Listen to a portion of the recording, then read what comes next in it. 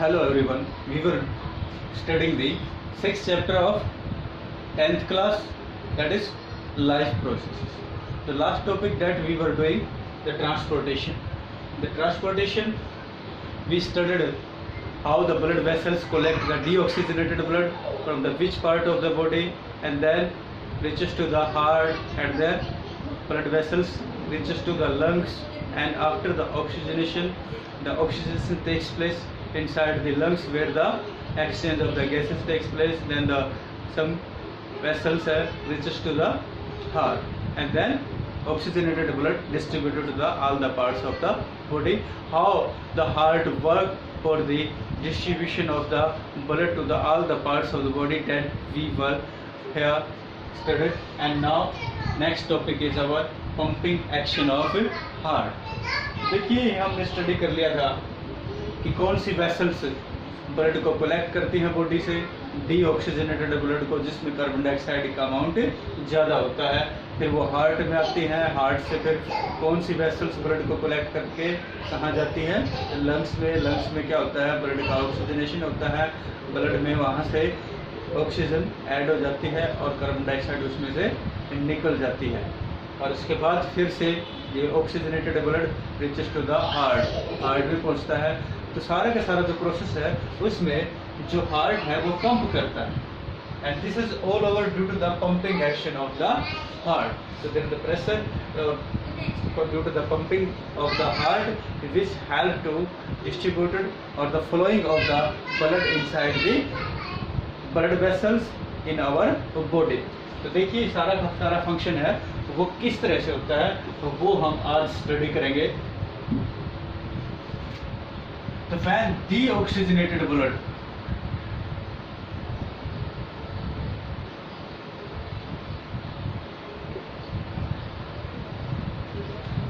filled inside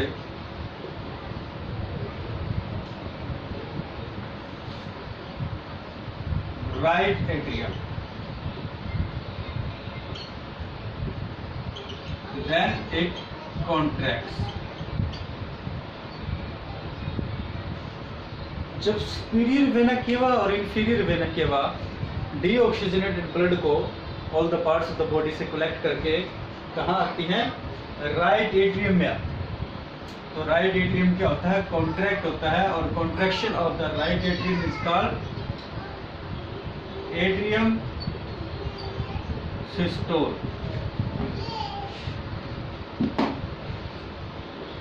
atrium systole takes. उसके बाद जब ब्लड डीऑक्सीजनेटेड ब्लड फिल्ड हो जाता है राइट एट्रियम में, तो ये कॉन्ट्रैक्ट करता है, सिकुड़ जाता है. That is known as atrium systole. तो then blood fills inside the और reaches to the right ventricle. After the fill of the deoxygenated blood inside the right ventricle, उसके बाद जब ब्लड राइट वेंट्रिकल में आ जाता है तो राइट वेंट्रिकल कॉन्ट्रैक्ट्स. ये कॉन्ट्रैक्ट हो जाता है and blood reaches to the or that the vessel that collect the blood from the right ventricle, that is pulmonary artery. pulmonary artery में ब्लड फिर आ जाता है. तो when right ventricle contracts, it is known as ventricular systole.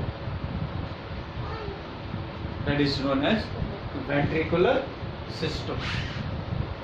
तो देखिए जो artery जो एट्रियम है ये कॉन्ट्रैक्ट होता है तो नोन एज एट्रियम सिस्टोल. और जब वेंट्रिकल कॉन्ट्रैक्ट हो जाता है तो that is known as ventricular systole.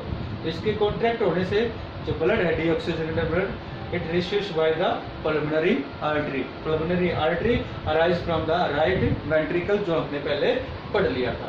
उसके बाद देखिए ये जो वेंट्रिकल है वो कॉन्ट्रैक्ट हो जाता है, that is known as ventricular systole. तो देन इट रिलैक्स्ड, फिर रिलैक्स हो जाता है. ये किस में आएंगी? लंग्स में आएंगी. लंग्स में क्या होता है, oxygenation of blood takes place. इसमें क्या होता है, कार्बन डाइऑक्साइड और ऑक्सीजन का एक्सचेंज होता है in between the alveoli present in the lungs and the blood vessels or blood capillaries. Pulmonary artery divide into the small vessels and then they further divide into the very thin or the small blood capillaries. The wall of the blood capillaries and the wall of the alveoli present in the lungs are very thin, where the exchange of the gases takes place. alveoli से oxygen blood capillaries में आ जाती है और blood capillaries से जो carbon dioxide है वो alveoli में आ जाती है, तो oxygenation of blood takes place. तो यहाँ से फिर कौन अराइज होती हैं, pulmonary veins arise and they receive the oxygenated blood from the lungs and open into the left atrium. Left atrium में आएंगी तो there the oxygenated blood fill inside the left atrium, then it contracts, ये फिर contract कर जाएगा। तो contraction of the atrium is known as atrium systole and blood reaches to the left ventricle में। फिर क्या होगा, लेफ्ट वेंट्रिकल से जो ब्लड है it receive by the dorsal aorta blood को रिसीव कर देती है। तो देन लेफ्ट एट्रियम कॉन्ट्रैक्ट्स, ये कॉन्ट्रैक्ट हो जाएगा and the blood receive by the dorsal aorta. तो when the blood receive by the dorsal aorta then it relaxed, उसके बाद क्या हो जाता है, ये रिलैक्स हो जाता है and when this left ventricle relaxed, so that is known as ventricular diastole. The contraction is known as systole and the relaxation is known as diastole. So then it diastole. The ventricular diastole takes place when the dorsal aorta receives the blood from the left ventricle. So this continuous contraction, arterial or atrium systole or ventricular systole, and continuous relaxation, atrium diastole and the ventricular diastole takes place. So this is it's known as pumping action of heart. ये pump करता है, कभी contract होता है कभी relax होता है। तो इसके कॉन्ट्रैक्ट होने से रिलैक्स होने से there is the pressure generate inside the vessels or the blood vessels which help to receive or obtaining the circulation of the blood inside the body parts। तो बॉडी पार्ट्स में क्या होता है, blood है वो इसके प्रेशर से क्या होता है, फ्लो होता है, उसका सर्कुलेट होता है। तो इसी तरह से that is known as the pumping action of heart. तो pumping action of heart is the continuous relaxation and the continuous contraction of the heart which help to circulate the blood inside the all the parts of the body. तो this is about the pumping action of heart. Our next topic is blood pressure.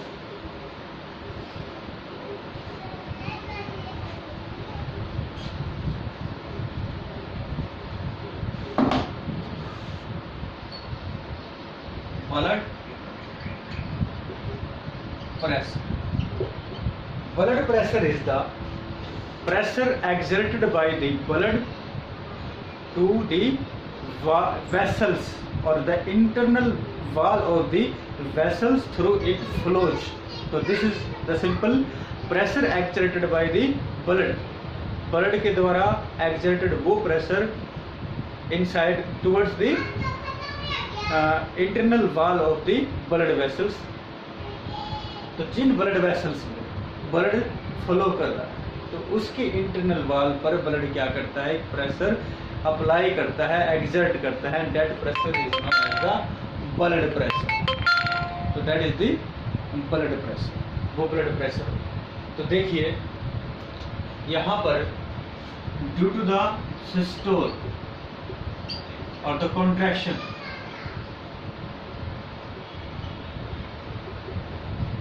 Atrial systole or ventricular systole. तो systole means contraction. तो where that the pressure exerted by the blood against the walls of the vessels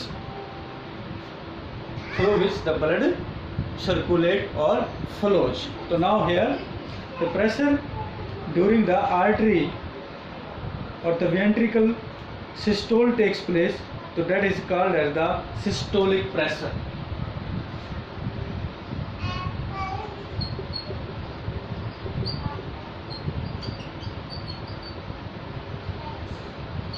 तो that is known as the systolic pressure, उसको systolic pressure बोलेंगे। And this systolic pressure is now the static pressure in the artery and the pressure of the ventricular diastole is known as diastolic pressure. तो the systolic pressure है it is 120 mm of Hg।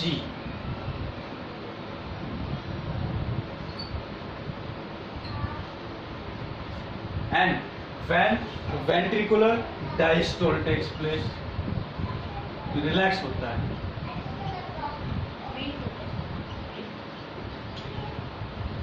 and that is known as the diastolic pressure.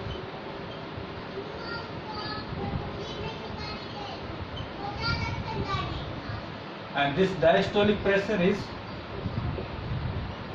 80 mm of Hg।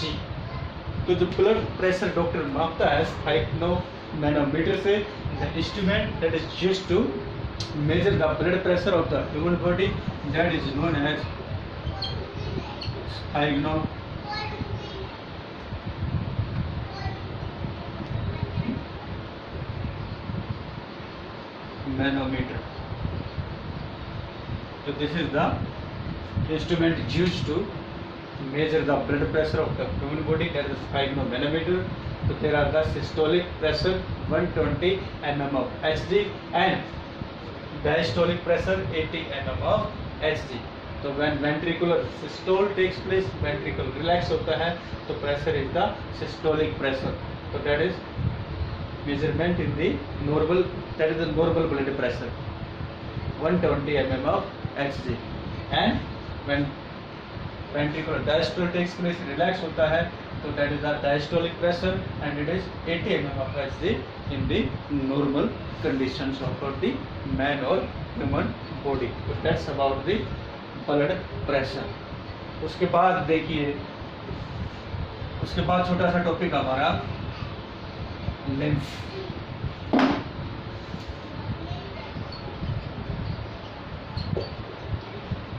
Lymph is the colorless liquid, flows inside the intercellular spaces.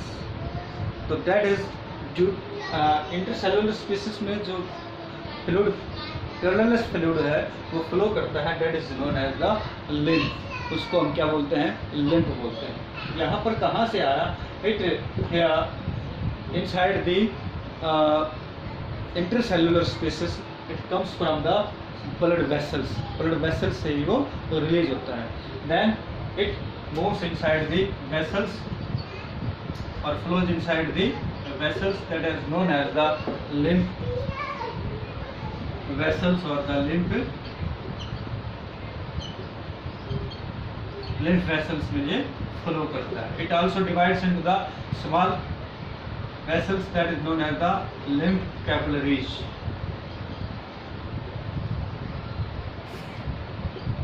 lymph capillaries में भी flow करता है, और then after receiving the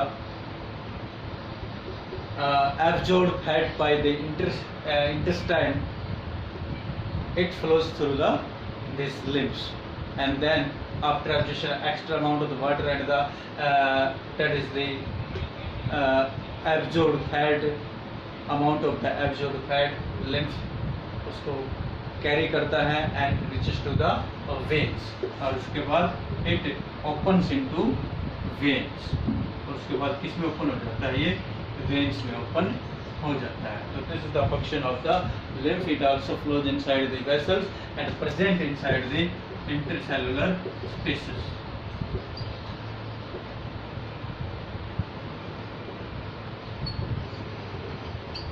intercellular spaces में क्या होगा, ये present होता है, फ्लूइड होता है ब्लड प्लाज्मा का, थिन कैपिलरीज से जो फिल्टर हो जाता है वो इंटरसेलुलर में स्पेसेस में फ्लो करता है. And it also have the small capillaries and capillaries combined to form the lymph vessels and their main function is transportation of the digested or absorbed fat and the other nitrogenous waste materials, and that further it opens inside the veins. Further ये किस में open हो जाता है, when में open हो जाता है. तो this is about the lymph. छोटा सा टॉपिक है लिम्फ का आपके इंटरसेलुलर स्पेसेस के बीच में. जो ब्लड फिल्टर होता है कैपिलरीज में, तो उसमें से कुछ अमाउंट है जो प्लाज्मा का, वो क्या हो जाता है, इंटरसेलुलर स्पेस में आ जाता है. तो that is known as colourless liquid known as lymph. उसको लिम्फ बोलेंगे. ये लिम्फ कैपिलरीज में फ्लो करता है, वेसल्स में लिम्फ कैपिलरीज कंबाइंड होकर क्या बना देती हैं, लिम्फ वेसल्स बना लेती हैं. And it help to carry the some substances and that are the digested and absorbed fat from intestines and drains the extra fluid, और extra fluid को drain करेगा and then it opens into the और mix it with the veins, और veins में उसको वो open कर देता है. तो this is the function of the lymph. ये lymph का function था. उसके बाद देखिए जो blood platelets हैं, they plays the important role for making the blood clot. तो when the injury takes place, जब injury होती है तो there is the blood platelets release at the injured part.